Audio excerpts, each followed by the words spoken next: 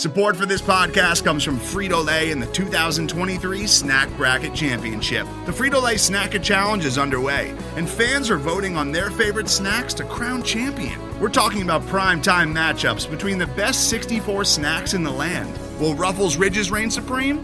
Can Doritos defend their dynasty? Or will Smart Food use their smarts for a surprise upset? Only you can decide. Get in on all the action for a chance to win up to $1,000 or a year's worth of snacks.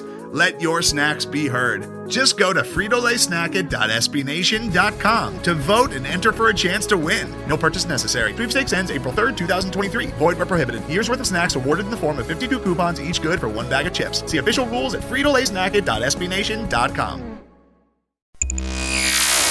This is the Black Gold Banneret Podcast.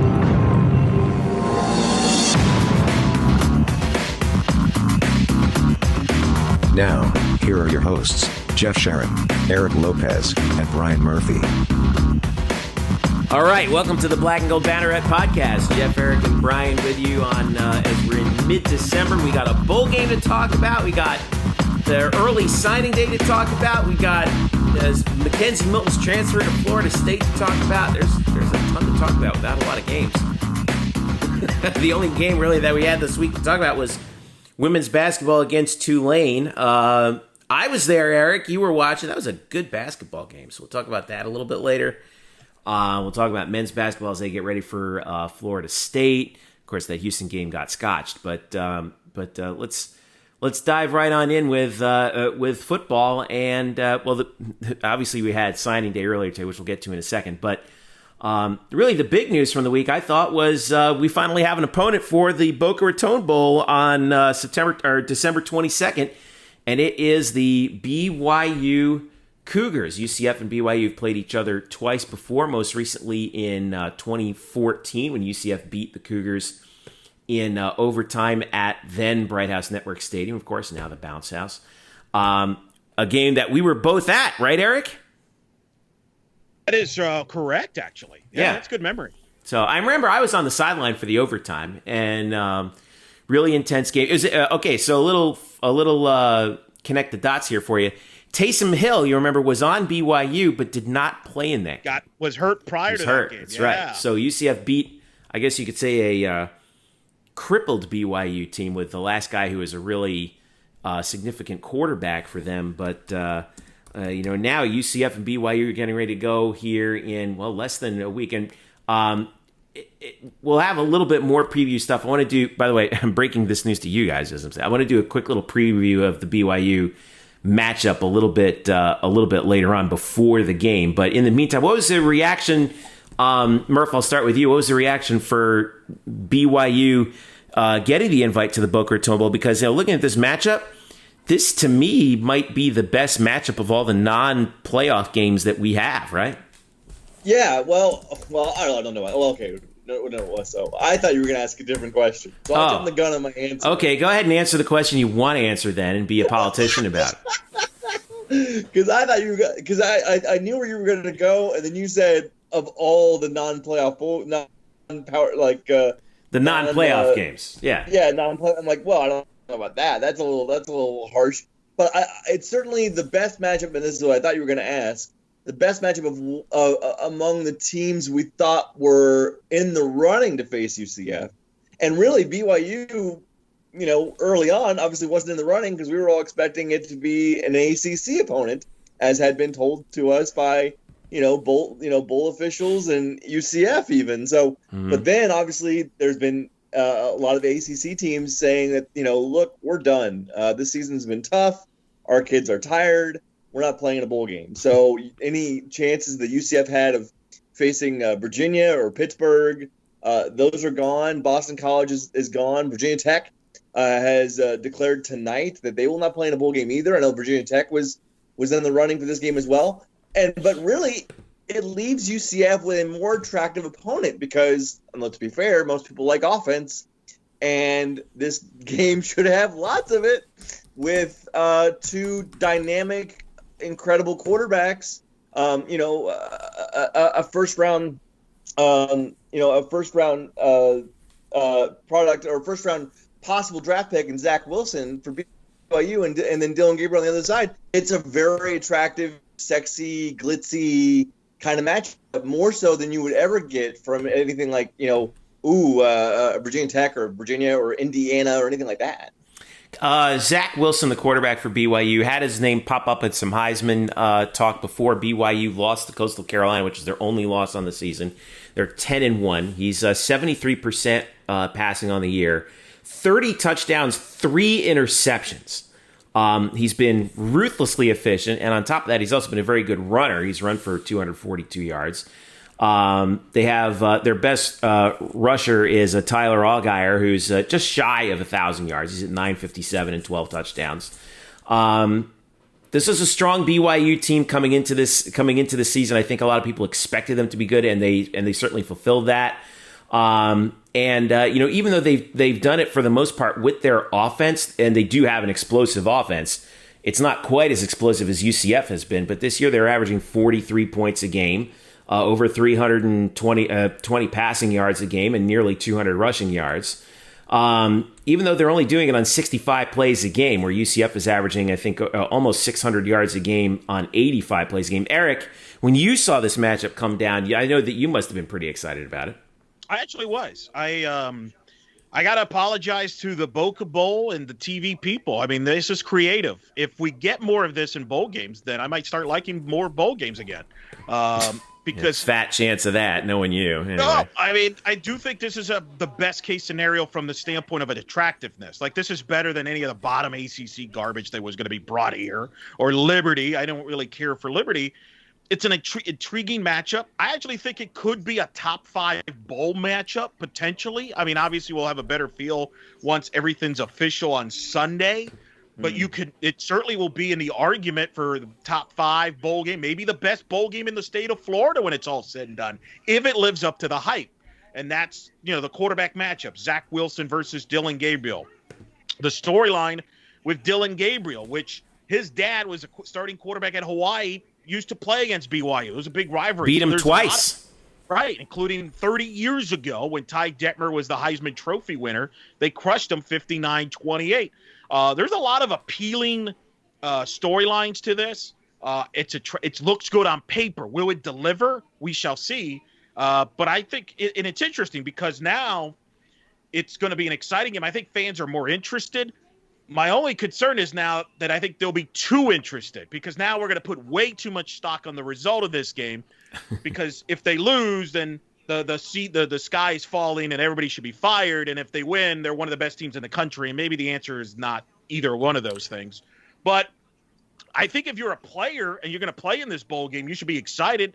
And now, if you're UCF and if you beat BYU, you have a chance to probably finish the year in the top 25 for a 4th season in a row. And maybe to some people, leave on a good note and maybe start feel good about 2021 going forward. So I hope it should be an entertaining game. It should be an entertaining game if both teams show up. But in bowl games, as you guys know, sometimes certain teams don't show up and we get disappointed. So we'll see. The line, according to OddsShark, is BYU by 4. That's actually down from 5. 60% of the money's on the Cougars.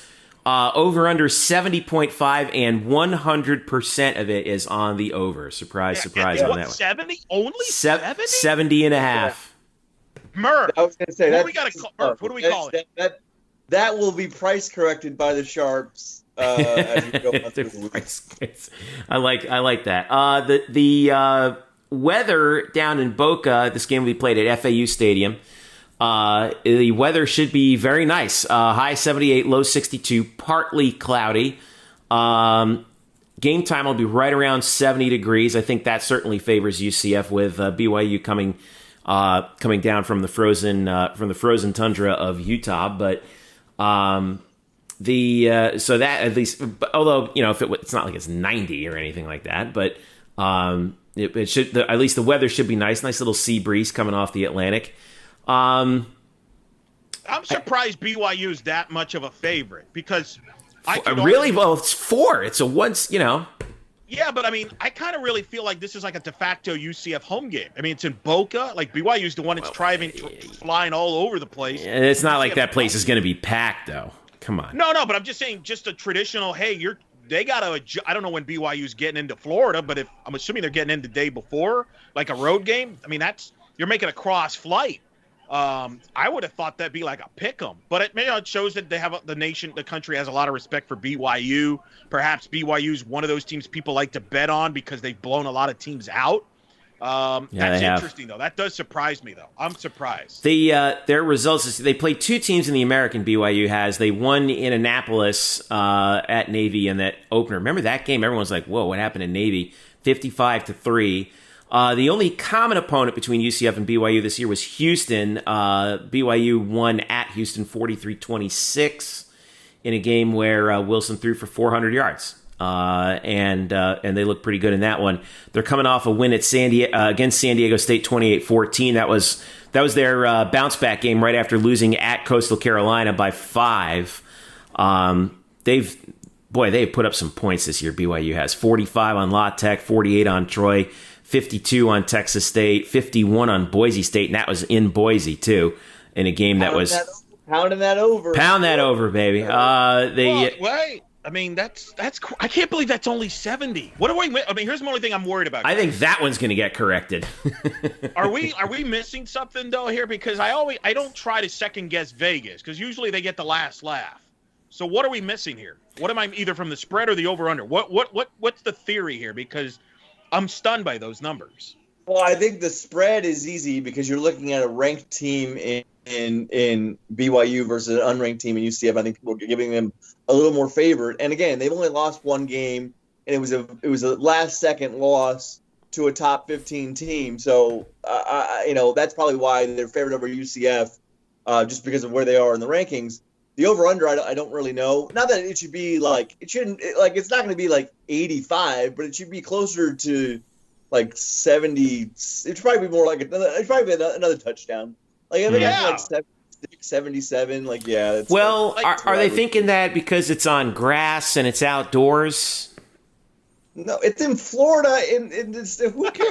I'm just throwing stuff out there. If it was inside, it would probably be different, right? You literally just told me how good of a day it's going to be. I know. I'm just thinking. The only thing I can think of, it'd be one thing if it was a team like Cincinnati that's ball control, and maybe do they think BYU is just going to be ball control? But that's not really who BYU is. Yeah, that's not what they do.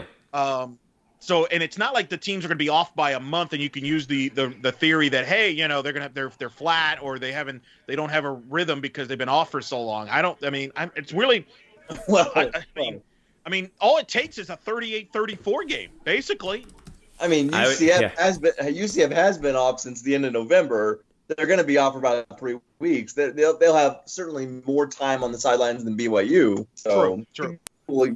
And again, we don't know who's going to play in this game yet. Certainly, Marlon Williams will not, saying his goodbyes already. And then do we see Richie Grant or Aaron Robinson at all? Like, what's the point now? And I know people, people want to make this to be the most important game of the season. It's not. It never was going to be. Please don't do this to yourself. If you don't make this game more important than it is, which it's not that important. It's an exhibition. Stop telling us how to feel, Murph. I know. Ultimately, that's the stuff I get. This game will decide nothing. Either way. Whatever has been decided already in terms of if there's going to be a coaching change or whatever, who's leaving, or are players going to stay or leave, or are they going to take?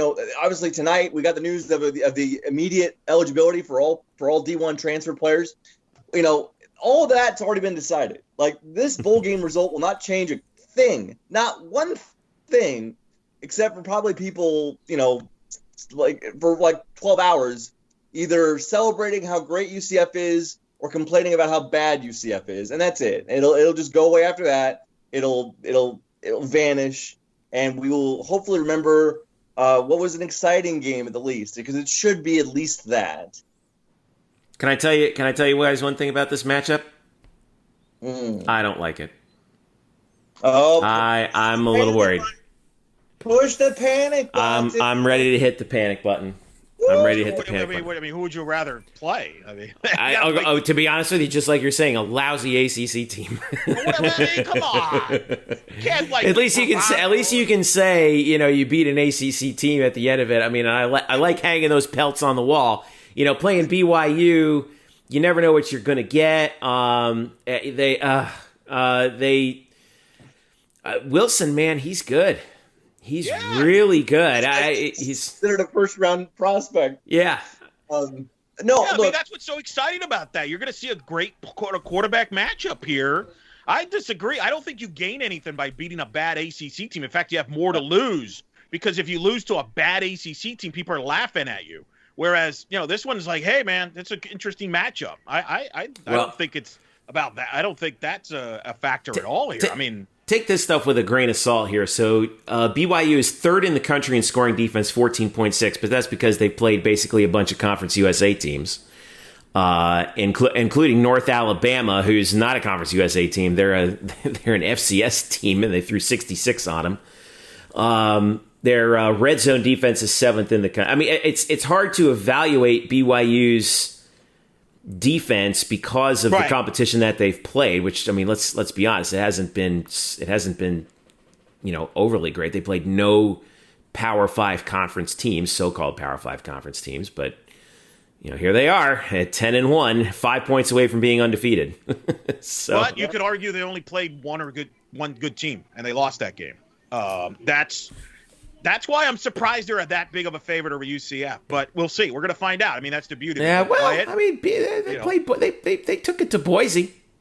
Boise, I saw that game. They had their third string quarterback because the starter had COVID and the backup got hurt. So that was kind of quirky. You mean Boise had the quarterback? Yeah, for Boise, yeah. So I will say this. One thing that is interesting matchup here, and I know we're going to do a preview show, breaking news here, but the line of scrimmage, if you want to be concerned, BYU, and according to Pro Football Focus, has one of the best offensive lines in the country. Now, you could say, hey, look at the opponents, but if you watch BYU, they protect Wilson very well. Yeah, and that's been an issue at times with UCF up front, is their defense getting beat up by the offensive line. So if BYU controls the line of scrimmage and Wilson has all day, that could be a big problem for UCF. So that would be the part that worries me going into this game, is Zach Wilson may have a lot of time to throw against that UCF defense, which, Murph, you've kind of highlighted, might be shorthanded for various reasons. Mm-hmm. Yeah, I mean, that's one reason why. That's another reason why maybe we should, pound the over on this, because I'm not sure that UCF's defense, which last we saw it, I don't remember it being too good. But it's not what you want, as you like to say. It wasn't what you want. But now you take away, maybe their two best defensive backs, and then now what do you have? So we'll see. I don't know. And those two guys are probably not, if they are skipping, we don't know yet. But I would imagine there's more too. So we'll see who shows up. Okay. I'll be there. I mean, I think so. I haven't been approved yet, but I believe that's kind of important. Yeah. Well, we'll figure that. It's 2020. We'll take it as it comes. Well, I don't know. The interesting part about BYU is if you say, well, let's play the Coastal Carolina book. Well, Coastal Carolina ran for 281 yards and only passed the ball 15 times. Controlled the clock, too. Controlled the clock, very much so. Kept Wilson. And maybe that's the reason why this number's at 70. I wonder, are we really overthinking making too much of the passing game when both of these teams are maybe capable, like in UCF's case, to do what Coastal Carolina did and dominate BYU up front on the defensive line and run for 250, 300 yards. The difference is Coastal doesn't run a fast offense like UCF, but that's a great point. The line of scrimmage, look, we could talk fancy quarterbacks and all this. Who's winning the battle at the line of scrimmage is going to decide this game, like it usually does in 90% plus of these football games. Also, I want to piggyback on something, or kind of circle back on something that Eric said a little while ago about UCF's front and not pushing the pocket enough. Let's remember that since the 4 dismissals on defense, UCF pass rush has been better. They've had 13 sacks in 4 games since that dismissal. Before that, in 5 games, they had 8 sacks. So this has actually been a little bit better of of a pressure front with the likes of Trayvon Morris-Brash getting more playing time, Cam Good playing really well up front too. So with those guys, they've been actually better than they were previously. All right. Well, in the meantime, speaking of guys who are going to be getting more playing time in the coming days, not in the coming days, but in the coming years, National Signing Day. Well, I mean, do we really call this National Signing Day? Because it's not really National Signing Day. It's the first day of the early signing period. Everyone calls it that. I've called it that on the article on our site right now, Jeffrey, that you founded, as you want to tell us. Yes. That's what it says. That's what it says. All right. Well, here we are. We've got a new recruiting class coming into UCF. Some of the highlights from the class that came in. I think the big highlight was. Well, if you're wondering about a quarterback, Mikey Keene of Chandler, Arizona came in, 5'11", 185 quarterback. Anthony Hunley from IMG, he was a big guy. I think he was committed to LSU. He's a defensive lineman out of Miami, 6'3", 270. And another local running back, Anthony Williams from Lake Brantley High School in Altamont Springs, 6'1", 205. He joins UCF.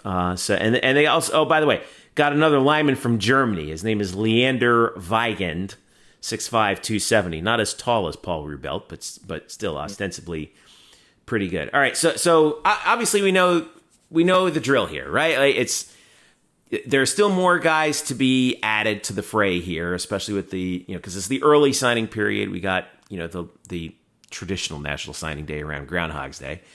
So the class isn't fully complete, but Murph, like you said, you were following it all day.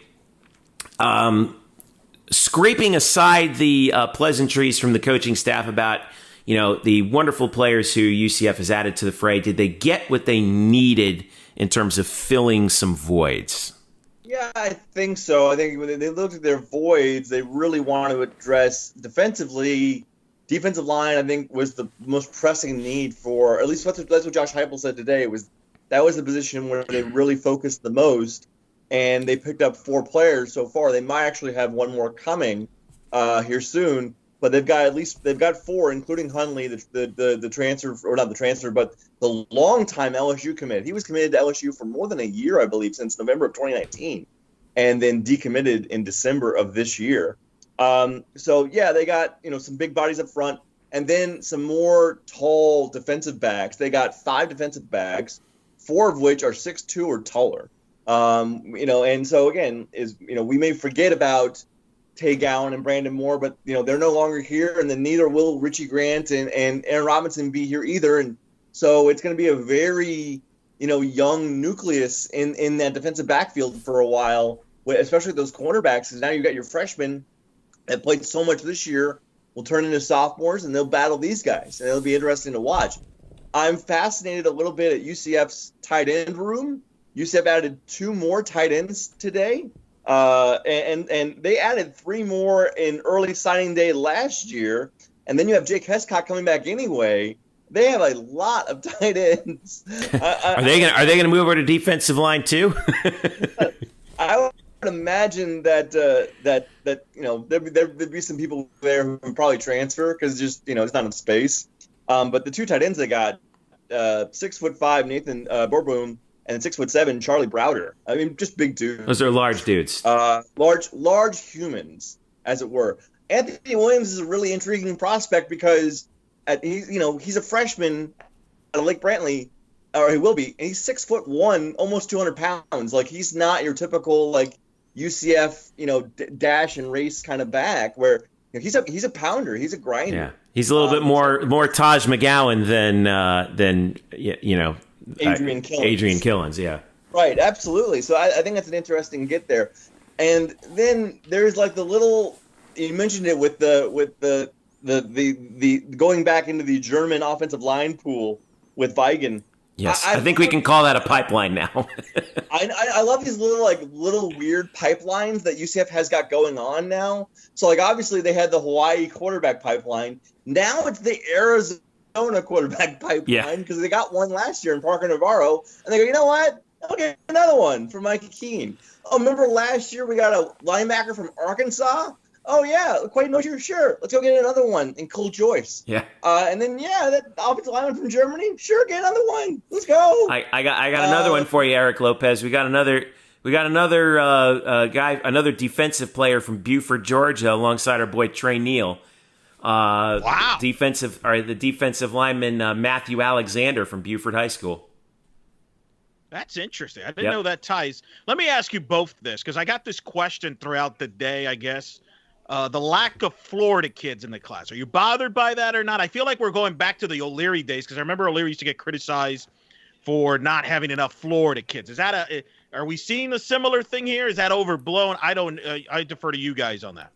Murph? So Josh Heupel was actually asked that today, because I think UCF only has right now they have 19 confirmed signings, and they have space for 3 or 4 more. You'll probably see them dip into the transfer market here in the winter and spring. But they only 5 of the guys they signed today came from Florida, and so Josh was asked about that, and basically just sort of said that's just sort of how it played out. But also because of COVID, yes, you weren't able to get guys face to face, but you could basically reach out to anywhere, because all you needed to get was a good internet connection and a Zoom app, and you can talk to guys. And so they were talking to a lot of guys from different states, much quicker than they would have been if they had, traveling around the country. They didn't have to do that anymore. So I think because of the circumstances, the net they were casting was made wider because of the ease of access to more athletes. Interesting. And I think overall though, part of it is that's just kind of the way they played out. They go out and they look for guys they want and certain body types, certain skill sets, and those guys just happen to not be in the state of Florida. I mean, UCF now seems to be monopolizing wide receivers from Texas, because now they have 4 of them on their team. They added another wide receiver named Jalen from Texas today. Jalen Griffin, who's a JUCO kid from Kilgore, Texas. So he'll team up with Jalen Robinson, Ryan O'Keefe, and Kavan Ahmad, who are all from Texas. So and Murph, he's a big kid too, right? 6'3", 182. Yeah, big, tall, big target. Kid. Yeah, I could see them giving another big outside target, really. And so you're not getting a ton of Florida kids right now, but I'm not complaining about Texas athletes. I'm not complaining about Georgia athletes. Last I checked, they breed them pretty good up there too. I don't think it's a big deal. I know people really want more Florida kids to have that in-home connection, but as long as you get the players you want and they meet your system and you can sort of see how you can mold them to be the best players and to get them to reach their ceiling, then I really don't care where they come from. I do think that's an interesting point about how recruiting has changed in the presence of COVID-19. Do you think this will be like a 1-year thing? If all goes well, pandemic goes away, next year's recruiting class, would you expect to see more Florida kids, or do you think that would be, the sort of the nationalization of recruiting for a program at UCF? So usually you only hear about the big blue chip programs doing that, and UCF has kind of built itself a national brand. Do you think they come back a little bit more toward home next year? Do you think this is an every year thing now? I don't know that. It's hard to guess. I would say that the coaches still want to see these kids up close in the flesh. Mm-hmm. They want to shake their hand and get to talk to them and get to know them. And as much as they've gotten to know them well through Zoom chats and FaceTimes, it's not. We all know this now. We've all been through this. It's not the same as meeting face to face and seeing the person in real life. So you still want to get that connection. But I don't. But now, because you've recruited these different areas across the country, you've spread your brand out across.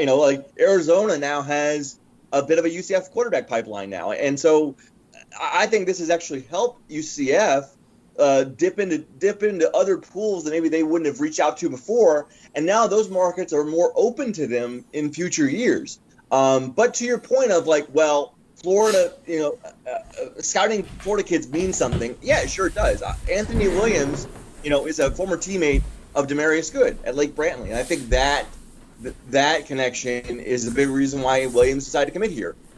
And then the kid from LSU, the kid who committed to LSU, Anthony Hunley. Hunley. He went to Booker T. Washington, and he was teammates with Corey Thornton and Jermaine McMillan.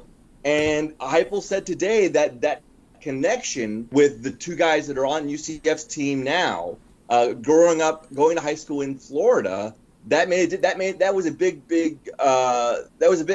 big reason why Hundley decided to make the change. So certainly, those Florida bonds will continue to run deep. You need to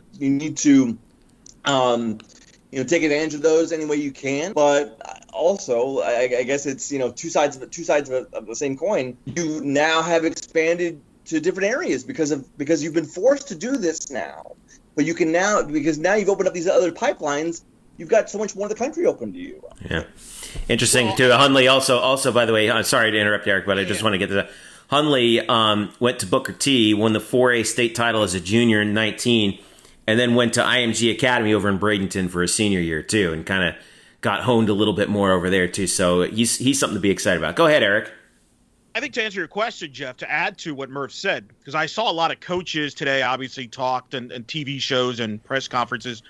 The sense is next year is the one that's the more challenging class, because a lot of the guys now in this class, odds are you already had a relationship prior to the pandemic. A lot of these guys probably were already visited campus at some point. The issue is moving forward is for the next year's class, how many of those guys have you been able to see in person? How many of them have actually visited the campus? I think that's next year is an interesting one. And depending on what happens in 2021 and do the recruiting rules get relaxed? Are we better? Are we not? Are we still in the same boat? I think coaches and talking to them, not just in football, by the way, I've talked to them in different sports. They're more worried about next year because that's where the relationships still matter in recruiting at the end of the day. That's the key. It's hard and technology is great, but there's something to be said for that in-person relationship, seeing everything in person, the campus, the atmosphere. I think those are concerns that I've seen coaches have. That next year is the bigger concern. They're more concerned about next year's class than they were about this year. That's a good point, Eric, because some of these kids that UCF got today, they've been on them since the 2019. I think Ethan Mort, the offensive tackle from Venice, I think UCF first offered him back in the spring of 2019. So they've been on these kids for a while, way before the pandemic. So they already knew kind of what they were getting. Coach Halsley and Coach Golish went out and saw Mikey Keene in Arizona before the pandemic took hold. You were able to get that time with the athlete in person to help sort of complement the last 8 months of research as well. You're going to get less and less of that, obviously, if nothing changes as far as the world climate, and we're forced to do this for a longer period of time. Yes, you're going to see less and less, more and more prospects signed without any face-to-face contact. Interesting. All right. The other thing that I think we should touch upon is the transfer portal and how much that has affected recruiting, because now we can view it as sort of, is it the case where is free agency starting to supplant the draft, so to speak? Like, is the transfer market changing, how much is that changing how recruiting is done now when it comes to bringing in high school kids? So it's still going to be certainly a tool for you to plug holes in your roster. But again, I think most coaches still want to go the way of it of, I want to bring in kids here that I can develop, be a part of the culture, be a part of the program that I can use for 2 or 3 years and build something off of them. And then, and that still is the wide majority of these roster spots. You're seeing, 19, 20, 21 kids get signed per class. And then whatever, you can have fewer spots available. Well, if I need something, I'll go get it on the transfer market. I don't think you're going to see a shift to where, well, now, since everyone's immediately eligible, it's going to be like half and half. I don't think you're going to see that because coaches want to build players for the long haul and to build, and you can't really, I think they are against having to basically restructure their roster year after year with seniors, grad transfers who have not been here, who are unfamiliar with the surroundings, who are unfamiliar with the climate and the culture, the campus, all of that. They want guys to be here and to ground them here and to have them sort of rise through the ranks. All right. So, well, we got a little bit more on that on the site. Obviously, blackandgoldbanneret.com. Murph has an outstanding wrap of the and don't get early caught up sign in the period. stupid rankings on that. Yes. You know why? Okay. We also have, I was linking to it earlier today, our football player development database where we take a look at all the star rankings of all the recruiting classes UCF has brought in, compared to how they compared to how they performed as UCF Knights for every recruiting class going back to George O'Leary's very first in 2004. So we're going way back on that one, and I'm really proud of that. We have it through 2015, and I'm going to update it with the 2016 class over winter break because we're still not fully complete with that class. But once all those guys have gone, then we'll go ahead and add them in there. So make sure you check that out as well. Player development matters, people. Player development. That's right. You said, I mean, nationally, UCF is ranked right now. This could change. UCF is ranked 59th on Rivals, 60th on 24/7 Sports. All of their prospects were 3-star prospects. It doesn't matter. It does not matter. You win 0 trophies for your recruiting rankings. 0. But especially with the transfer market, because you have to include guys you add in the transfer market to the class, because it's kind of like the NFL.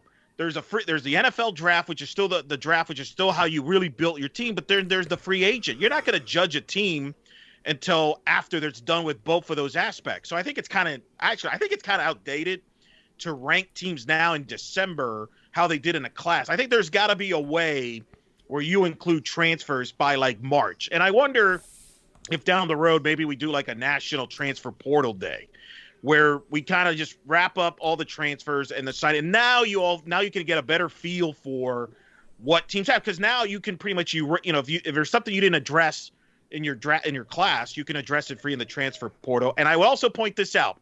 Texas has top 15 classes every year. Iowa State never always is in the bottom half of the Big 12 in recruiting. Matt Campbell and Iowa State are a better program than Texas right now. Why is that? It's not because they're getting 5 stars. It's because they're developing guys, period. Yep. Yeah. So also a quick addendum to this, because obviously, and Eric, I want to make sure I'm right on this. The announcement that came out tonight, the D1 Council passing the immediate eligibility waiver, does that apply to football for this season as well? Like, is that immediate? Do you know that? I don't know that. It was not very clear on that. I think I got the sense it was more like spring. I got the sense. Here's the. Let me. I'm sorry. Let me go ahead and look. Well, the reason why I ask is so I'm like, we've been sitting here. We've been sitting on 2 transfers who have not been eligible to play all season for UCF. Jaden Francois from Nebraska and Deontay Marks from Florida. And I'm like, wait a minute. Could they play in the Boca Bowl now? The statement from Caroline Lee, the vice chair of the NCAA Division I SAAC. She's a Student Athlete Advisory Committee. This is the D1 Council Athletic Director at Penn, M. Grace Calhoun, the chair of the NCAA D1 Council.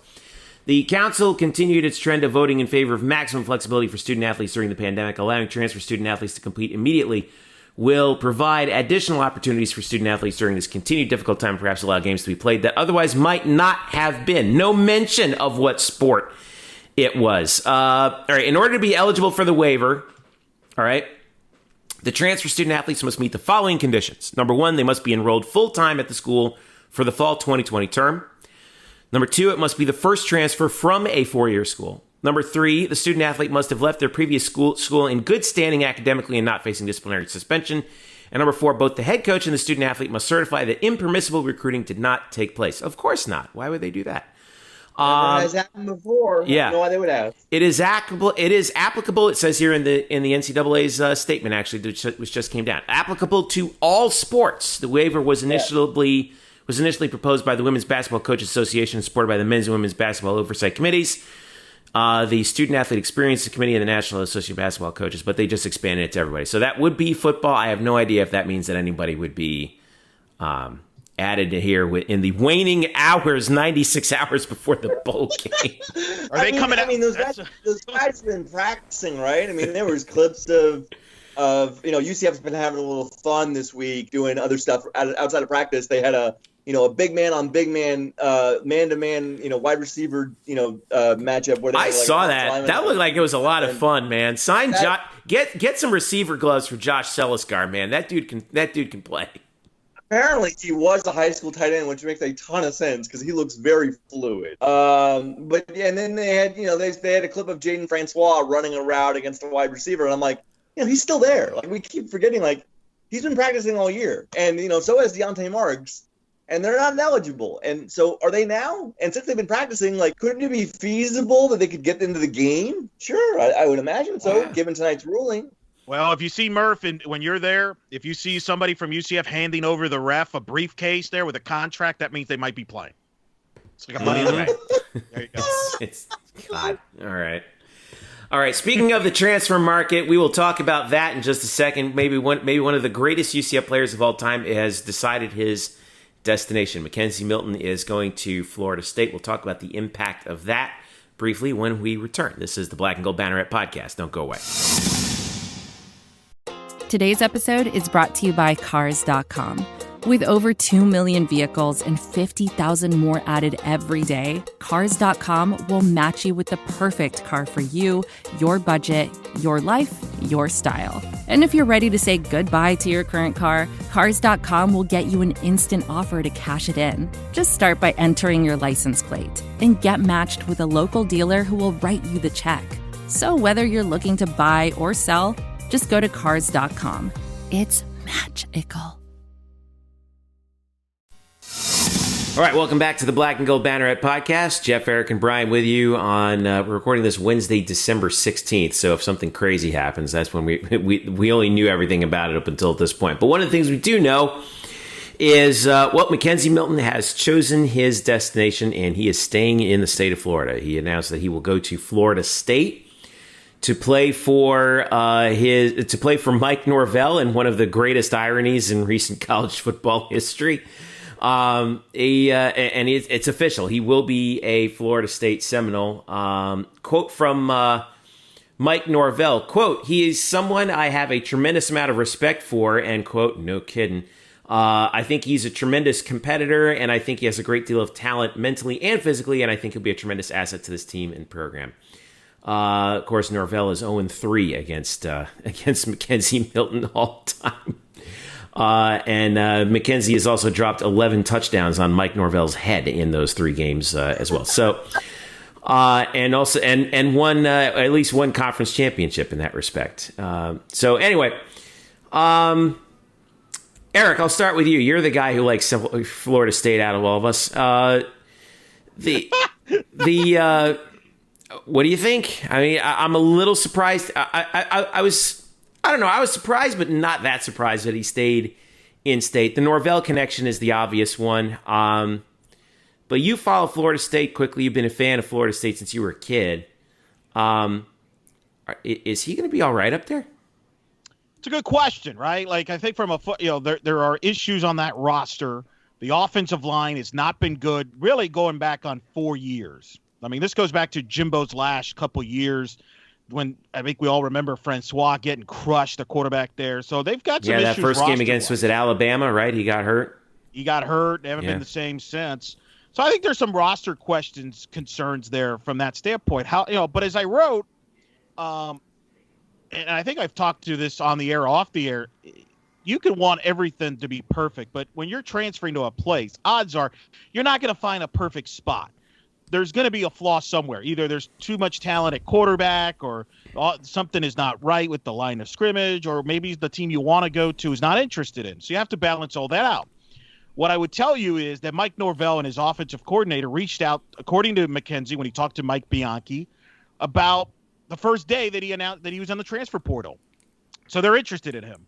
And what I've written about on Black and Gold Banneret about it, and the reason why I thought Florida State was at least a top 2, top 3 destination, better than Nebraska, which every media darling, it's a given. He's going back to Nebraska. No way. There's never going to Nebraska. I said it was a given. I said that's what I wanted to have happen. There you go. Murph's being honest. But the thing is, Florida State is the best position for him to start right away, the competition is not great there at Florida State quarterback-wise. They currently have Jordan Travis, who's more of an athlete, in my opinion, than a true quarterback. He's a great runner, very suspect passer, can't stay healthy. So, and then they have Chubba Purdy, who's the younger brother of Brock Purdy, who's the quarterback at Iowa State. He's broken his collarbone, I think, a couple times this year. He's a freshman. So they don't have a ton there. I think McKenzie's the better passer in that roster. So, and I said, he doesn't have to be 100% to start there. Now, are there flaws with the roster? Absolutely. Mike Norvell has to fix that, whether it be with the recruiting class or in the transfer portal. But I also think that McKenzie wants to play. And I think at the end of the day, he's about, where can I play? Where can I show that I'm back and I'm close to what I was before? And I think Florida State does provide that for him. And add to the fact that we don't know what the Miami situation is, because we don't know if De'Aaron King is coming back or not. I don't know. Did Miami end up with the Garcia kid at quarterback? I know they were in the mix for him in the recruiting cycle, so I don't know how that ended up. They may not have been an option. Arkansas, I thought, was an option, but they've been playing their freshman quarterbacks the last couple of weeks when Felipe Frank's having some injuries. So at the end of the day, I think this is the right spot for him because Florida State wants him. And I think he wants them back. And he mentioned the tradition there at FSU. And he gets to stay in Florida, which I think we've kind of forgotten about this. Remember, his family moved to Florida. I don't know if he wanted to move to another state again. I think he likes the Florida. Let's be honest. It's pretty good weather in the state. So I think he's going to start. And then we'll see how successful it is. And I think it depends on what your definition of success is. Is he going to lead him to a national title? No. But if he leads him to a bowl season, I think that's a huge success. Heck, I think Murph would probably tell you right now, hey, the fact that he's even going to start, if he starts, it's a success because nobody thought that even a year ago. That is my barometer. That is absolutely my barometer. So I come at this from a very different point of view. I'm trying to figure out how to shape this into an article, and I'll do it at some point because this story's going to have plenty of legs. But to me, McKenzie Milton means so much more outside of the realm of playing a football game, even more so than he did while on the field, because of what he has done as a human being and showing his toughness, resilience, courage, all of that while off the field, just so he could come back and get squashed again by 300-pound men. Because why? He loves to do it. This is what he wants. And there's a deep human lesson that we can all learn from McKenzie that has nothing to do with football. It has nothing to do with football. And he was great. He was a great quarterback, and he did a lot of great things for UCF, and UCF's campus benefited for it. There's buildings that are being built that wouldn't have happened if McKenzie Milton and that team don't win the national title. And this program obviously isn't where it is now if not for McKenzie Milton. And yet, to me, his lasting impact almost has nothing to do with football because of the last 2 years of what he has shown to be as a person and what everyone can take from him, even if you don't even know who he is or even care one iota about college football, you can care about McKenzie Milton. And so, yes, my barometer for him is if he plays, then it will win, and everything else is gravy. Because, again, he was minutes away from losing his leg. But that's not how he looks at it, though, Murph. He doesn't look at it that way. I mean, I think you look at it that way, and others do. I hear you. But I think he genuinely believes he's about competing. He's kind of like, I mean, I know the comparison's been made, but Alex Smith started for Washington, has led them to some victories. I know he got injured again, nothing as serious, thankfully. But I think he wants to compete. I think I don't think he's just happy, hey, guys, and he said that.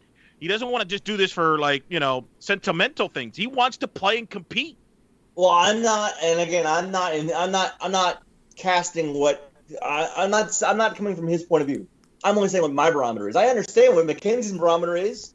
He wants to go out there and win. He wants to go out there and show he's McKenzie Milton, damn it, all over again. 2017, never left. That's what he wants to show. My barometer is different because I just have this. I had this image in mind of him in South Florida, and him coming back from that all the way is miraculous in itself. And also, I understand that McKenzie does not want to be seen as some sort of sentimental darling, but he also understands what he has gone through and how close he came to never being able to do this. He talked about this with Brandon Wimbush on Instagram live feed a few months ago about he understands because of the quick actions of the doctors on the field, Barry Vanderheiden, and then the doctors at Tampa General, their quick actions, that's what enabled him to even think about doing this. Because, again, slight delays here and there could have changed this entire situation. And then, of course, when he was talking to ESPN Game Day a couple weeks ago, and he told the story about how he developed an infection in his leg, and there did seem to be a seed of doubt planted in his mind. He talked about, do I really want to do this? And so I'm sure there have been times where he has felt doubt and didn't know if he could overcome this, and yet through all of it, he has. And now all that needs to be left is he going to be physically cleared for full contact? And he has not done that yet. He has not been able to do that yet, but that is coming because of what McKenzie told Mike Bianchi from the Orlando Sentinel. He will go to the Mayo Clinic, which is where his surgeon is, in January for a 2-year examination checkup. In that examination, he is expected to get the full go from his doctors to clear him for full contact. And he says, I'll be locked and loaded for spring ball and ready to compete for the job.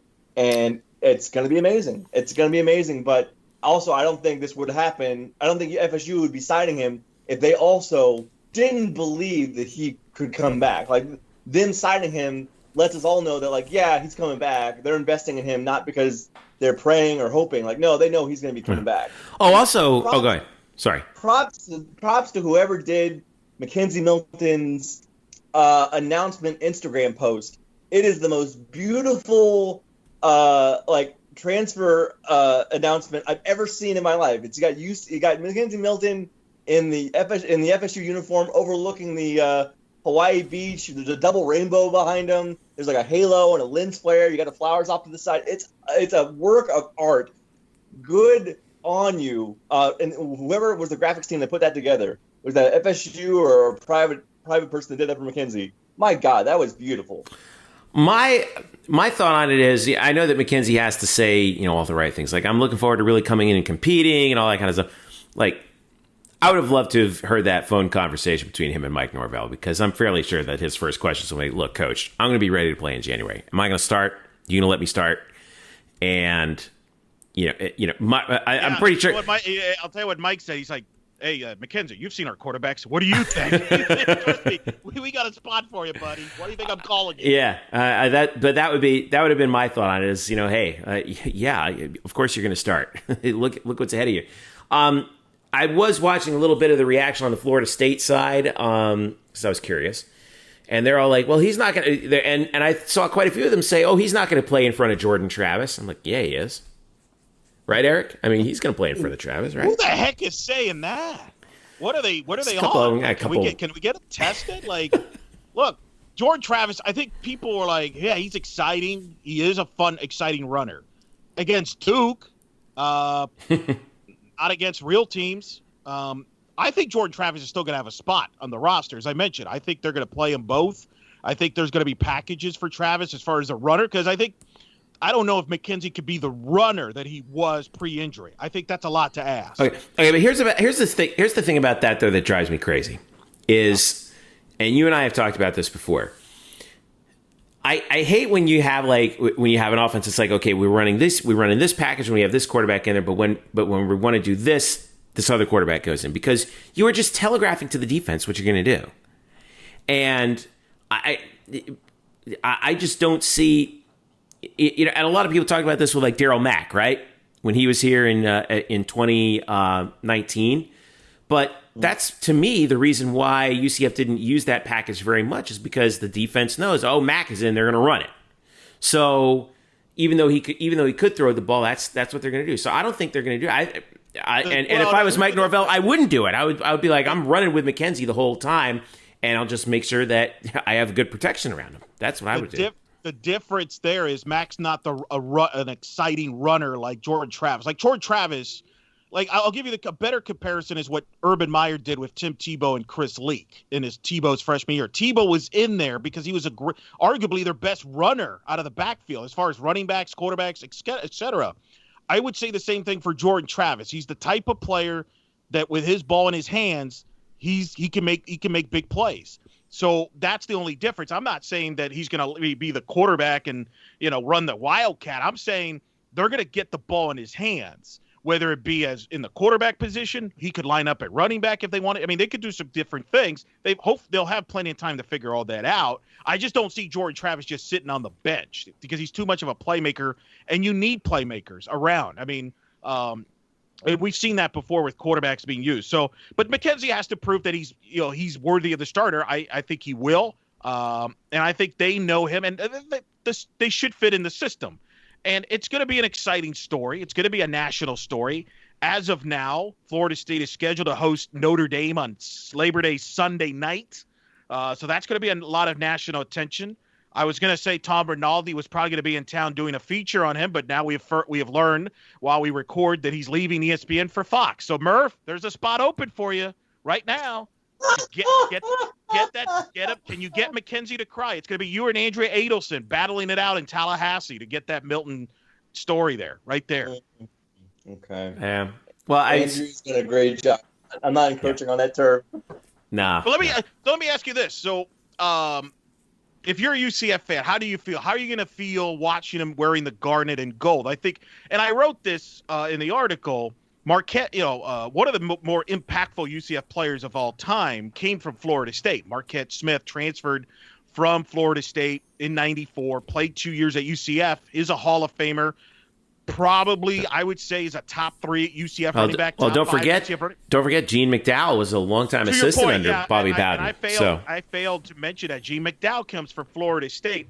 I personally don't see that as a rivalry. They don't play in football. I know they're in the state, but there's a lot of schools in the state. I don't think UCF considers FAU a rival or FIU a rival. I don't think just because you're in the state, you're a rival. I think there's a healthy respect there from the fan bases. Like if he would have gone to Florida, I think there'd have been a lot more anger, a lot more, kind of like, well, I can't believe he did that. Maybe even Miami to some extent. I don't think that's the case at Florida State. Am I wrong on that? Do you think I guess there's always going to be somebody that's not happy. I don't think you're wrong. I saw a couple of people on Twitter, saying, oh, I only root for UCF. Well, then you don't know what you're doing. I mean, to me, the game is about people, right? And I as a UCF fan, first and foremost, personally, that poster that you talked about, Murph, with the that McKenzie had up there for his transfer announcement, it did kind of hurt seeing him in another team's uniform. But at the same token, he elucidated all of the primary reasons why, and I think the one point that Bianchi made, I thought that was spot on, was McKenzie Milton is transferring for the good of UCF, right? He doesn't need to be hanging out here any longer than he needs to. He doesn't need to be looking over Dylan Gabriel's shoulder. Lord knows they've been, shoulder to shoulder in the quarterback room for 7 years now, if you count high school. Yeah, it's the right thing. It was the right thing to do. It will kind of, if he's, and I told some friends of mine earlier, I said, you know what I hope happens? I hope he throws for 5,000 yards and 50 touchdowns, and Florida State goes 7-6. That's what I hope. Yeah, it didn't hurt me to see him in garnet and gold or whatever, because I don't see his story as a football story. And this is also kind of a good reminder that all college athletes are people, and we should treat them as such and not just treat them as athletes. But I know people seem to lose sight of that. Of course, not just treat them as robots because they wear a uniform and a helmet, right? I mean, yeah, geez, they're people. They're really just kids too. 18 to 22. You don't even know what your life is. But whatever. I digress. He wasn't going to start. He wasn't going to start at UCF either. It's not like, oh my God, we just lost our starter. Yeah. You're good. You're fine in that position, and that's the kid. I mean, he could have if McKenzie had this massive unbridled ego. McKenzie could have hung around and said, no, when I'm ready to go, I want to start over Dylan Gabriel. I want to compete for that job. And he's like, no, he sees that Dylan, who is a great, like a brother to him, he sees that Dylan is succeeding. He does not want to do anything now to stunt that, so he'll go find and make his own path somewhere else. And, people are blinded by uniforms. We all root for laundry. And unfortunately, there are, I would say, from what I've seen on social media, I would say the cut is like maybe 85 to 15% of people, like 85% like absolutely like love it, rooting on McKenzie, whatever. Like 15% are like angry that he left and like whatever. But ultimately, this is about a man trying to do what he loves without, rocking the boat for one of his best friends and setting off his own course. And again, there's so much more we can take from that alone than just touchdowns and snaps and yards and points. Like, it's just so not a football story to me anymore. It's a human story. It's a personal story. He is an inspiration to so many who don't give a damn about football. And I cannot wait to see him take a snap. Yeah. I also would say, by the way, did we complain when Storm Johnson transferred from Miami to come here? Well, geez, that's not the same side of the coin. No, but I'm saying, like, we're cool when we get somebody from the other school, but whoa, no, how can you take our guy? Yes, but Storm Johnson wasn't arguably the best player in Miami history. Let's be honest. No, but he's a talented running back, and again, it's not the same. If McKenzie was starting at UCF next year, I would say yes. There's more reason to be upset and stuff, but he's not. He wasn't going to start. This is Dylan Gabriel's team. I actually think McKenzie staying, and I think McKenzie realized that would have been a problem because you would have divided people. It was time for him to move on, and he knew that. So I don't. He said those exact same words in that Mahalo video that UCF put together a couple weeks ago. Like, he knows why he's leaving, and anybody who thinks that he is doing UCF dirty, just either did not see that video, does not care about reasoning, is only caring about sports and only sports, or really just doesn't have a heart. Or is just trolling. There's that also. Control. I guess my question. My question to you, based on the feedback, do you think Milton's legacy is Shaquem Griffin now more popular because he's a full-time UC because he played 1 year at FSU, or we're used to this as pro sports fans. We now see this all the time where the guys change teams, so we're getting used to it. So, but we're not in college. I think you're going to see more of this in college with the transfer portal, and I'm okay with it. I know some are not. I'm okay with it because here's an example where the transfer works, right? Because McKenzie Milton would have been stuck, whereas now he's not. And I think that's a good thing, is to kind of continue his path. But my question to you both now, because I remember when we did the night shift show, people were like, hey, put a statue for him. Retire his number. Does that kind of calm down now? Do people does he drop a couple of spots in the rankings, or do we look at it like, for example, like Heat fans, they were upset when Dwayne Wade went to play for the Bulls, but as soon as he came back, it was all forgotten, and we kind of now pretend it never happened. So what do you think the legacy is moving forward on? This to me feels like Johnny Unitas to the Chargers or Joe Namath to the Rams. It's like when you see it there, it's going to be like, what? And then when it's over, and it will be over for McKenzie Milton after 1 year, because he only has 1 year, right? You only 1 year of eligibility left, right? Oh, no, he could have 2 years. Obviously everyone gets an extra year here, but he still hasn't actually applied, or I don't know if he's applied, but he could also get a 6th year as a medical hardship. I see. Okay. He could get 2 But he would be 24 going on 25 if he got 2 years. He's 23 now. His birthday's October 10th. So he would be 25 at the end of his 2nd year at Florida State. Yeah. So, by then you're getting into Jordan Akins territory, right? But or Chris Winkie. But I think that maybe this year it'll be like, yeah, that's not going to look the same. But once that's over, once that period's over, it'll be we're always going to remember McKenzie Milton as a UCF Knight. We're not going to remember him as a Florida State Seminole unless the insane happens and he somehow leads Florida State to a championship. Even if it's an ACC championship and they beat Clemson, which would probably. Well, what if he has the similar impact that De'Aaron King had with Miami this year? If they get him a big, strong year, because I know what's going to happen. Well, how would you define that though? Because De'Aaron King, as good a year as he had at Miami, they're not winning the ACC.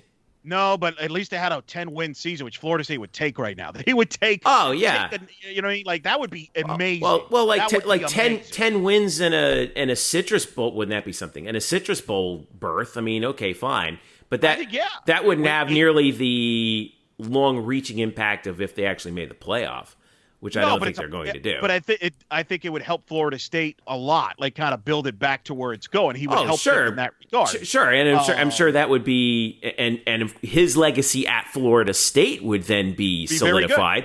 But that wouldn't. I don't think that would affect his legacy at UCF at all, nor should it. I wouldn't think so. I will say this, though. UCF fans better be prepared for this, because I've seen some of these comments. I've noticed they get mad on the broadcast when Jalen Robinson is playing and they reference him as the Alabama transfer. And I get that they're upset. Oklahoma. Or Oklahoma. Who's the one that's from Alabama? It's Robinson. Thank you. They get mad about that. That's referenced all the time on the broadcast. I'm wondering how they're going to react when Milton gets all this attention, kind of like De'Ara King has at Miami. And at the beginning, they mentioned that he transferred from Houston. But after that, they kind of stopped mentioning it. So I'll be curious how they react to that from that standpoint. I don't think it's a big deal, but I can see where some do. I'm rooting for the kid.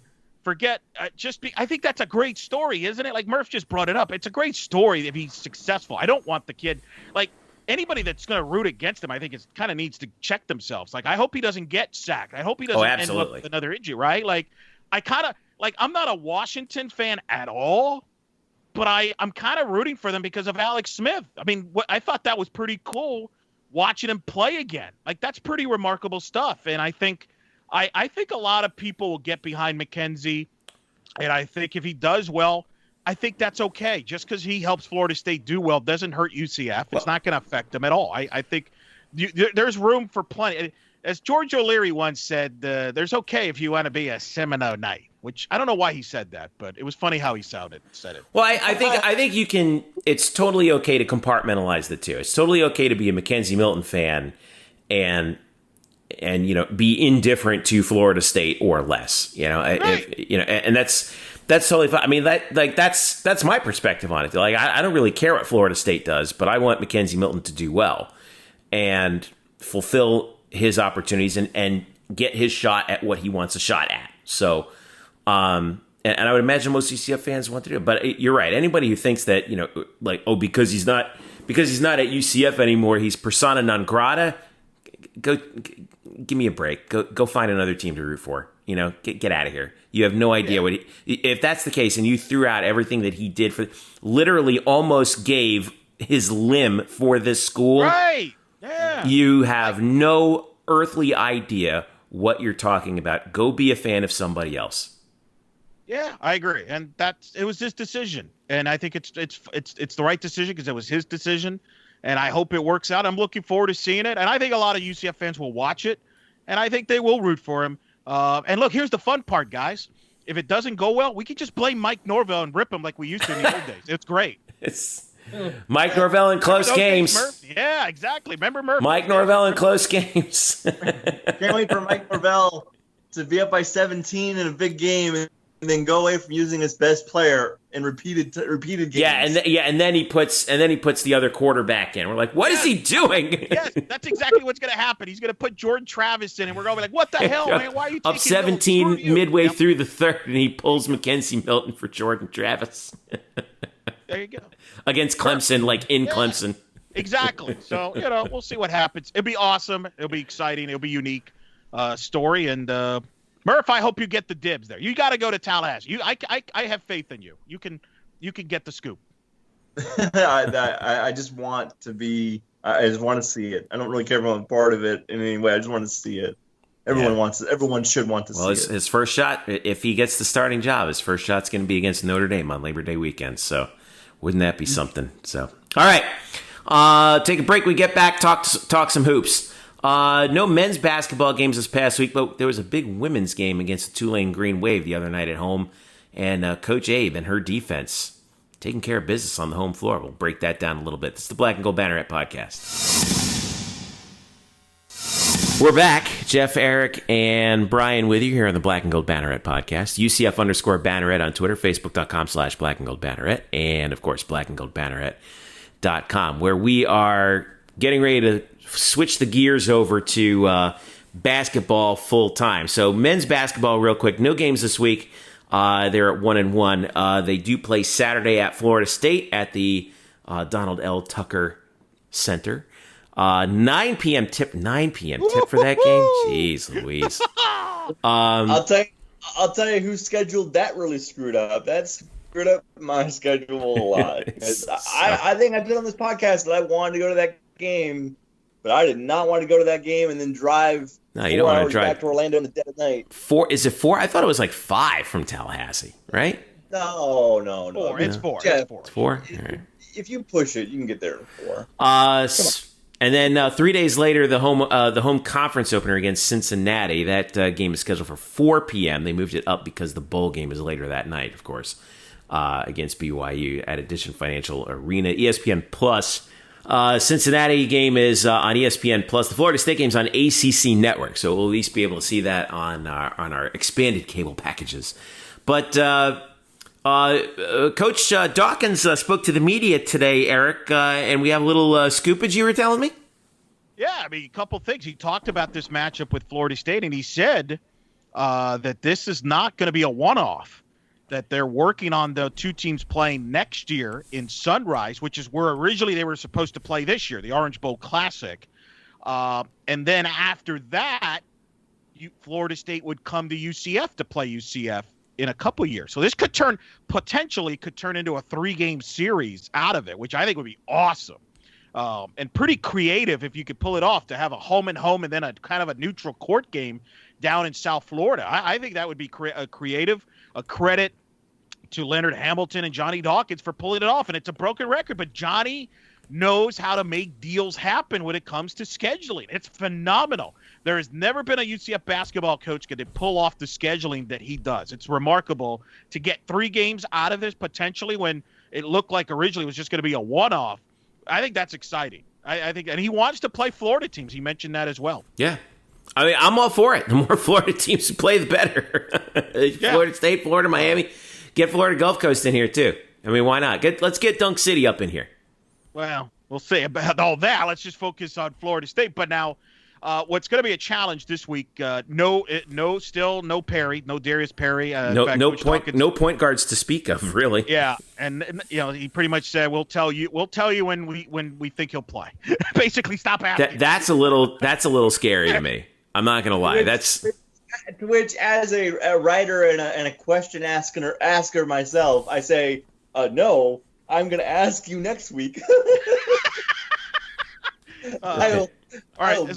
See how I ask that question. I hope he doesn't get mad at me. As long as you don't ask him. As long as you don't ask him in the midnight post game on Saturday. That would. Oh man. Yeah. I mean, look. I mean, that makes no sense. But that's the big story right now with this team, right? I mean, they're going through this tough. Yeah. These next 3 games are brutal. At Florida State, home Cincinnati, home Houston, right? And you don't have a point guard right now. You got some guys trying to play point guard, but you don't have. Well, you're down Tony Johnson and you're down Darius Perry. And you're playing the wrong team this week. Florida State. Leonard Hamilton has done it again. This is, in my opinion, the best team in the ACC. They have size, they have length, they have depth. You're just trolling Duke. Yeah, something like that. They should be better than Duke. They were better than Duke last year, but they have depth, and they can play defense. And they've got a star player in Scotty Barnes, who's going to be a lottery pick, and many believe is the best guy that Leonard's had there, which is saying something. He's had Jonathan Isaac, among others. So, honestly, guys, with everything I think UCF has to play almost close to a perfect game to pull an upset here, because you mentioned it, Jeff. Without a point guard against that Florida State defense, that's going to be a challenge. Yeah. And not to mention they've had some time off, and we'll see how they kind of figure things out. I mean, I asked Coach Dawkins about the layoff because the Houston game got scrapped that they were supposed to play this week. Is that a positive? Maybe get more practice. And he pretty much said, look, we've done practicing. We got to get games in so we can figure out who we are. That's how you find out about your team, is by getting reps and games and chemistry. And they don't have that right now. They only have a couple games. In comparison, Florida State is playing their 3rd game in a week. Mm-hmm. So they're kind of in a disadvantage against a super talented team. By the way, I know who to blame now, Murph. I digged in this one for you because I felt bad that you're not able to go. And blame the ACC football. because apparently the reason why this game is at 9 o'clock tip is they want to get their post-game show for the ACC football championship game, and the ACC football championship game is at 4. So you're going to have post-game coverage on the ACC network up until the 9 o'clock. Yeah, I'm not making this up. Come on. Funny. I agree with you. I'm just telling you the facts. I'm sorry. Because I was curious myself when I found out it was a 9. Like, why are you doing a 9 o'clock tip? And I looked, and that's what it is. They're doing an ACC football coverage of the ACC championship game on ACC Network. It's called The Huddle or something like that. And they're going to be on for like an hour plus, and it's going to be and then that's when the basketball game will be on. I'm sorry. All right. Well, it's awful. I hate it. I really, really wanted to go to this game. Yeah, UCF might lose by 20 or more. I mean, you've got a super talented kid. I mean, the Scotty Barnes kid I think is the best player that UCF has seen since Zion in that Duke game. That's how good this kid is. And then really MJ Walker's their leader. Yep. This team is. I mean, I think like Aaron, like you said, people forget how good this team was last year. They were so good, and people forgot because they didn't get to play. Obviously, they didn't play the conference tournament or the March Madness. But they were gangbusters in the ACC. This is a really, really great team. Also, one of the nation's leaders in offensive rebounding. And boy, there's a team that struggles to rebound the ball right now. It's UCF. That's going to be a problem. The point guard plays going to be a problem. It's probably not going to be a great game. But look, stranger things have happened. Maybe they sleepwalk. I mean, you never know. Big deal. What we don't know is we've seen so little of this team because they haven't played since the Michigan game 10 days ago that we really, much like Dawkins said, we don't know what this team is right now. We really don't. So, this game might not be pretty, but you'll take something away from it. You'll learn some things about guys in this game. They're gonna be better off playing this game down the road. And then it's just awful that they are going to be without a point guard for this entire treacherous stretch of Florida State, Cincinnati, Houston. They will not have. I almost guarantee they will not have Perry for any of those games. So yeah, it's just brutal. That's the bummer thing. That's the thing that you wish you were at full strength to see where you're at and things like that. And that's not an excuse. That's reality. That's the tough part. And as if that's not enough, 3 days later they got Cincinnati, who, by the way, is 2-3 on the season right now, with losses to Xavier, Tennessee, and then they just lost tonight. We're recording this Wednesday, December 16th. Just lost tonight to USF at home, and a game that was nationally televised on ESPN2. Cincinnati's going to Athens, Georgia, to play the Bulldogs on Saturday as well. That game's at 8 p.m. on SEC Network if you want to check them out. What are these late tips, man? Well, 8 o'clock is fine. 8 o'clock is fine. I mean, 9 is like afternoon basketball, and that's before. Those conference championships, Eric. Yeah. And then remember that's going to be across from the American Athletic Conference Championship. And then 3 days later. So both these teams are going to be on, 3 days after playing tough opponents on the road. And we'll see how it's going to be a challenge for both squads. But Cincinnati does look vulnerable. I think the loss to USF proved that, although I think that USF is also much better than usually what they do. Well, here's my thoughts on the league. I think outside of a healthy Houston team and then SMU, I think it's a crapshoot after that. I think Houston and SMU are the two best teams. And after that, I don't think there's a big difference between number 3 and number 10. I know people like Memphis, but I don't think Memphis is like this clear cut ahead of everybody else. To your point, well, they were in that. Well, they just finished up a game where they really were in a dogfight with Tulane for much of the night. So I think that's how the league looks to me early on. Obviously, injuries and teams improving can change some of that, but I think it's going to be super competitive in the league. And Cincinnati's always a dogfight. It's going to be defense, probably low scoring game. And remember, Murph won't be there. And the last time Murph wasn't at a UCF Cincinnati game, it went triple overtime. So it's true. You had to bring that one up. That. Yeah. It went triple overtime. I was at a family reunion at a Korean restaurant in Newport Richey, and they were about to close. And I forced them to stay open so I could watch the end of the game. And then I wrote a recap of that game in the parking lot of a Chili's. That's pull, if you ask me. Well, that's what I'm saying. But So that's the situation right now for UCF men's basketball. Again, the Florida State game, 9 p.m. Saturday, December 19th on ACC Network. What kind of caffeine should we drink to watch the game? You guys are nuts, man. It's just annoying. We're so annoyed, Jeffrey. 9 o'clock. Look, there are people inside the program that are annoyed too. I'm watching that game in bed. Now, granted, I don't blame those guys for being annoyed one bit. What? you don't want to get on the post game Zoom? I might get on the post game Zoom live from my bed. No, I'm not going to do that. With your stocking cap and PJs. Yes, with Steph in her kerchief and I in my cap. Before we settle in for a long winter's nap. So you're saying if UCF pulls the upset on FSU, no midnight shift post game show? No, we're not doing a morning shift show. In that case, wait, you're telling me that if UCF you're telling me if UCF basketball beats a top 15 team on the road, we're not doing, maybe not you and me, Jeffrey, but me and Aaron. Listen, you guys want to do it. Heck go yeah. right ahead. I'm not gonna front the first time me and Murph have done content at past midnight. Heck, we interviewed Ben Lively after midnight. Yeah. Right. Write it in pencil, guys. Eric Lopez, Brian Murphy, night shift. After the UCF result pending. Only if they win. Only if they win. I'm sorry. Follow our Twitter feed, UCF_Banneret, for all the information pertaining to that. And then the Cincinnati game, December 22nd, Tuesday, 4 p.m. That's on ESPN Plus, and I think Austin and MOD will be on the call for that one too, right? If it's at home, should be. I don't know. We'll figure it out from there. Anyway. Classic monologue there. Yeah, that was good. I was looking for a little bit of help. Thanks for the assist on that one, boys. Now let's talk about. I'm still trying to figure out who's calling the game for ACC Network. I think is it going to be Dan Bonner from his living room like he did the other night? I mean, that's the bigger question. No, it's not. No, the on the women's side for UCF, what a game the other night. It was their conference opener against Tulane in a game. And by the way, we talked about this earlier, Eric, right?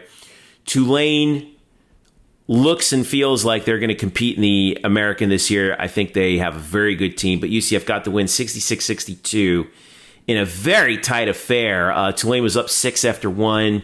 UCF fought back in the second to make it tight. Those middle 2 quarters looked like UCF was doing what they needed to do. They actually outscored Tulane by 11 points in the second and third quarters combined. But it was the defense, again, that just won the day for UCF. They held Tulane to 40% from the field. UCF themselves shot 41%, but it was a little bit higher until the fourth quarter itself when Tulane kind of made a little bit of a run to get into it. And both of these teams, I think, were shooting around 38% up until UCF kind of made that last little spurt, and then Tulane kind of made it close. But leading scorers, 4 Knights in double figures. Masni Kaba, I thought, played a really outstanding game offensively. In terms of just being steady and getting the buckets when UCF needed it. She was 6 of 8 in 27 minutes with 15 points. Only 1 rebound, though. 11 points each for Diamond Battles and Tay Sanders, although they did not shoot well combined. They combined for only 8 of 27 from the field, and Diamond had 6 turnovers in the game. But that was a credit to I thought the defensive pressure that Tulane was putting on. They were great, and they also pushed the floor on UCF quite a bit in that game. 10 points for Alicia Lewis, who along with 3 rebounds and 3 assists, who had some good. Who looked. I thought she was kind of a steadying force off the bench in that game, but. I got to give Tulane a lot of credit. They really put the pressure on UCF and kind of gave them a dose of their own medicine on the defensive end.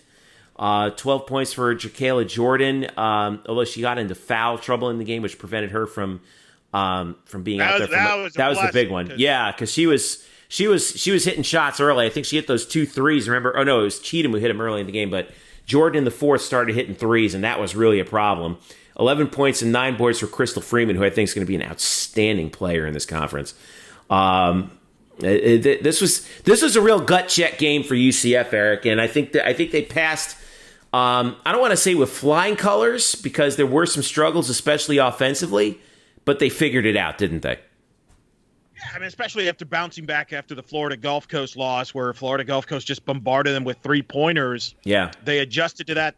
Coach Abe said afterwards in talking to her that they pressed more, which took Tulane's perimeter offense away. Tulane hit 3 of 4 from the 3-point line in the first quarter. They went 3 for 16 the rest of the way. So that was a factor. You mentioned Jordan foul trouble. That's big because I think she's the best freshman in the conference. I think she's dynamic, and that's why Tulane's going to be heard from. It was a quality game. And Abe even said they're still learning about each other. Again, what this team could do and can't do. Kaba on her birthday had a big game inside because Tulane was covering him with guards. Mm-hmm. This was a rare time where the bigs weren't being double-teamed right away. Right. So Kaba took advantage of that. And I thought Asia Todd with the 3-point shooting off the bench was a big factor. And again, she's so silky smooth. Alicia Lewis, such a smooth point guard. Smooth. Hitting calm with free throws, knows how to make the right plays. Her and Diamond, she lets Diamond play off the ball. I think they're really good. That was a big win. The Florida Gulf Coast was a tough loss, but that's a bad matchup, and Florida Gulf Coast is going to be a tournament team because they're going to dominate the ASUN. They're really good. But that's a good win against Tulane. Now you go on the road for 2 games at Tulsa and then at Georgia Tech in a quick turnaround. So, and I believe that Georgia Tech game, by the way, is going to be an ACC network. An afternoon tip, Murph. No way. Afternoon. Can you believe it? I swear, if only there'd be other sports that could have so much foresight into scheduling insane hours of the day. As we complain about the American You can make the drive schedule. to that one, Murph, back and forth if you want. I could. This is true. I thought that was a real gut check game. It was a classic conference game. It really felt like a February conference game, didn't it? The league is better. Yeah. The league, don't you feel? You're right. That was a high level quality. It was game. a super competitive game. Super competitive game, which you don't often see at this point in the season. Of course, you don't usually see conference games in December, but it was. But it previewed quite a bit of that of what we should see later on in the season, and the thing that I was just really impressed with the whole time was how good the how good the defense was for UCF. When they needed it to be, when they needed a run, it was their defense that ignited those little mini runs that they had to get back into it, especially in the second quarter, I thought. And scoring defense, UCF, number 1 in the American, 53.5 points a game. And that was really – and another thing that I think that was really clutch down the stretch too, free throw shooting. UCF was I think there were 4 key free throws down the stretch. I think Lewis hit a couple of them at least that sealed it up. What a difference maker she is. Oh, yeah. Yeah, wow. She's really been – even though she didn't score a lot, right? No, but the box score doesn't tell the story. Right. She was – and that's – it's unbelievable. How about Kiara Brown too, by the way, who had a torn ACL knee? You talk about we've had some horrific injuries. Mm-hmm. Has been a huge X factor, as Coach Abe talks about. There's some great stories within this team individually. It's pretty remarkable. And the one that I like too is the fact that even though there was a shakeup in the starting lineup, especially in the backcourt, because Anna Burney got the start along with Kiara Brown. And there were some rumors about that before the game that Coach Abe wasn't happy about some of the things that went on in the Florida Gulf Coast game. Oh, I know. And she sent a message. And the message I think got through loud and clear because Kiara Brown, I think you were right. She was really key. I thought especially on defense, and she even though she didn't score a whole lot during the game, she did get the pressure on. With the fact that she was actually not afraid to take that short mid-range jumper, and I think that helped to extend Tulane's defense a little bit, which benefited the bigs at certain points. What did Kiara finish with? She was 4 of 8, 8 points, 5 rebounds, 3 assists. So not bad in 24 minutes work. Incredible. And again, for people that don't know, she has a brace on her leg. She had a horrific injury. Yeah. If you guys get a chance, I don't know if UCF's put it up on social media, but it's on the archives of the Tulane broadcast at halftime. Sammy Kincaid did a feature on her and the injuries she's overcome just to even play basketball. It's very many thought her basketball career was over. Not only is it's not over, she's playing at a high level with intensity. And I talked to her after the game, and that's one of the things. She's going to bring energy, passion, intensity, can play, has skills. And I think that feeds off on that team. And Abus called her the X Factor. And I think that's why you saw her in the starting lineup on there. So I think you're going to see more of her as she gets used to being on the court. And I think she's, Abe has even said she's kind of learning this team on the fly because remember, they lost a lot of time with everything that's going on. So she's trying to figure some things out. Like, hey, maybe this team is more suited to press more or this or that. So they're still learning about each other. But they're getting the differences. Unlike the men, they're actually, knock on wood, they're getting games in right now. So they're able to learn this, and we'll see if they're able to do that at Tulsa Saturday, 2:00, Murph, 2:00. And then Georgia Tech, 2:00 on ACC Network. It's unbelievable. Day basketball. Imagine that. Hey, and one other thing, too, that I wanted to point out as well. The fact that they didn't play with a lot of the bigs out there, I think was and we're still able to pull this game off was really key because, Brittany Smith only played 10 minutes and she had a little bit of foul trouble in that game too. And Destiny Thomas really stepped it up, I think, too. Even though she only attempted 1 shot, 8 rebounds, and was, I think, really, really key defensively, too. So, hey, look, the zone worked. People make fun of that trash zone, right? Well, guess what? It worked. Versatility, which you mentioned. Yes, they have a lot of size. They can go big, but you can go small if you have to. And I think she did some of that to match because Tulane went small. That was Tulane's strategy, was kind of what Florida Gulf Coast did, which is spread them out, go small, and try to get quality shots and beat them in the perimeter. And UCF kind of adjusted some things on that. So, Last word, by the way, shout out to the UCF football team because they showed up at halftime. I saw about 50 guys come in to the to the nightmare section, and they legit had an impact on the game. They were loud. They were positive the whole time. That was as good a showing by a crowd, especially of students, that I've ever seen for a UCF women's basketball game. They helped flip the game. I'm absolutely convinced of it because the arena was it was quiet. It was a little dead in there. And when those guys showed up, like the level of play, I think, rose up for the women's team. And I'm declaring it now. UCF football, you guys need to show up to all these games now because you have a very real effect on the game, and we need teams to win. So I'm all for UCF football showing up to UCF women's basketball as often as possible, preferably to all the games, right? Wow, that is wow. Calling them out. Again. No, this isn't a call out. This is like, hey guys, like look at the job you did. But you did though. Guys, you need to show up. What?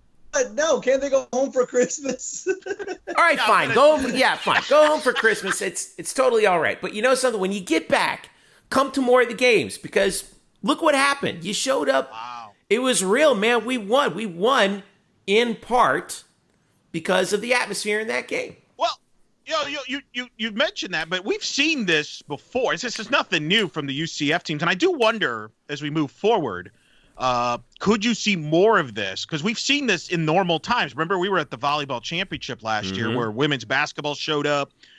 Greg Lovelady showed up. A bunch of athletes showed up to support them to win the volleyball. So we've seen this in other sports. And in fairness to the football guys, I've seen them at other sporting events, so it's not like they haven't done this before. Let's make it sound like this was a once in a lifetime opportunity. It just kind of worked out, and they have this thing called practice and stuff they got to do, but it was cool. It was fun. I mean, Jeff, I think the next UCF women's basketball home game that takes place, during a semester in which the kids, the football players could feasibly be on campus, is January 17th. And wow. they don't show up for that game, then you can yell at them and say, "Where were you?" I'm not. Yeah. You. Look what happened, guys. Anyway, but usually we see this. This is the thing. When athletes from other teams show up to other athletes' games, they usually try to be, I think, inconspicuous, right? And I mean, I know. None of that from the UCF football team. They were like, "We're here, all right." Well, obviously, I think the basketball team certainly support each other at full throat whenever the other team is playing. Like a lot of the men's team will go watch the women's game and vice versa, and do so. You might see more of that because there's a lot of double headers this year scheduled, either at home and on the road. So you might see some of that. Yeah. But no, to your point, Jeffrey, like certainly, I mean, there's always a game or two that like a third or more of the football team like shows up. And so that was nice that they showed up there for a women's game, and I'm sure they'll do it for men's as well at some point. But yeah, like, why not? Like it's part of the college experience, I mean, wear your mask, try to separate, even though they couldn't really, I guess, and have fun. Yeah, that's the thing. Have some fun. So it's good to see that. So big thanks to UCF football. Be careful, Murph. We could be next on the target right there, man. We could be next. Well, in that case, you better get out of this podcast while we can. So as we wrap things up here, remember, we got another busy weekend. We got the basketball games coming up. We're going to be preparing for the bowl game, which will be Tuesday. Obviously, the basketball game before the bowl game on Tuesday as well. I mean, we're eyeball deep in December, and hopefully we'll get some of our spring sports schedules coming out too, because we've got a lot of sports we're going to be covering in the spring. You would hope. It's going to be a wild spring, man. I was talking with some of the folks at UCF the other day after the women's game. I was like, man, it's going to be a wild spring. It's going to be wow. So, but we'll be here to cover for you here on the Black and Gold Banneret Podcast. UCF_Banneret on Twitter, Facebook.com/UCF Banneret. And of course, at blackandgoldbanneret.com, we are the home of the UCF Knights on the SB Nation Network. So make sure you follow Eric Lopez Elo and Spokes_Murphy, as well as yours truly at Jeff_Sharon. And that will do it for us for this evening. For Eric and Brian, I'm Jeff saying thanks for listening. This has been the Black and Gold Banneret Podcast. We will catch you next week.